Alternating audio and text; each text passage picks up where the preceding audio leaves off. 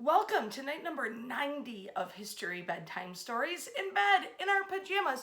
And tonight it's the William Tell Overture and Hi Ho Silver. We're talking about Detroit's very own radio hit. Later, television, movies, comic strips, Halloween costumes, you name it. The Lone Ranger. Now, the Lone Ranger debuts January 30th, 1933 on Detroit's own WXYZ radio station. It was created by the station's owner, George Trindle, and a writer, Fran Stryker.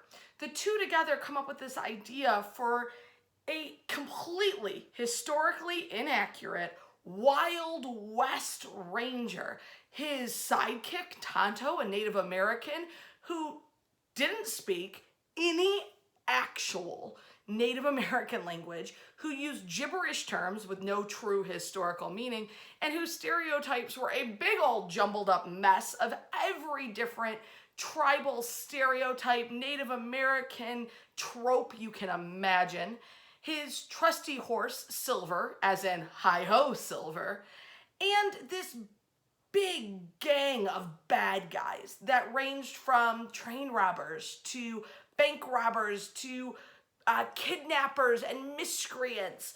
These two powers, this good versus evil, plays out on the radio, and it's very theatrical.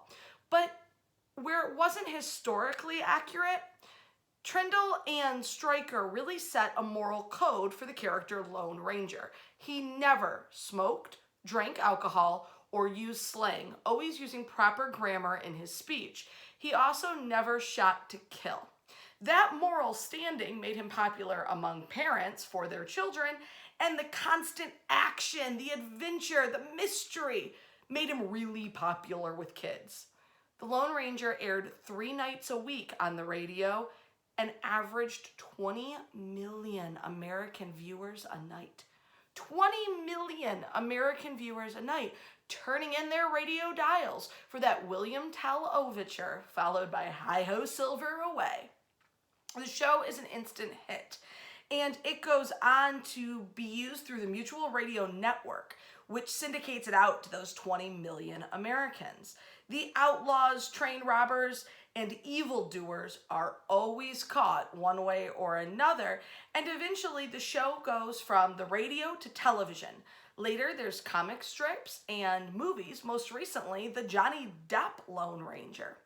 Johnny Depp came onto the scene to be Tonto. He was the 19th actor to either portray in radio, television, or movie the character of Tonto, and the Lone Ranger himself is well over 24 different actors and voice actors who's portrayed him through the years. Silver, though, Silver the horse takes the cake. There have been over 70 different horses that have played Silver. The ABC network takes on the show in the early 1950s, and it becomes the first smash hit for ABC with the Lone Ranger television edition. Today, we remember the Lone Ranger in Detroit as having roots in the Maccabees building, where it was originally broadcast from. Notably, the owner of the station, after the success of the show, insisted on keeping production and producing here in Detroit, hiring mostly Detroit talent. I hope you are enjoying History Bedtime Stories. If you are, give us a like and a share down below, and we'll enter you into a raffle to win a whole bunch of vinyl Detroit stickers.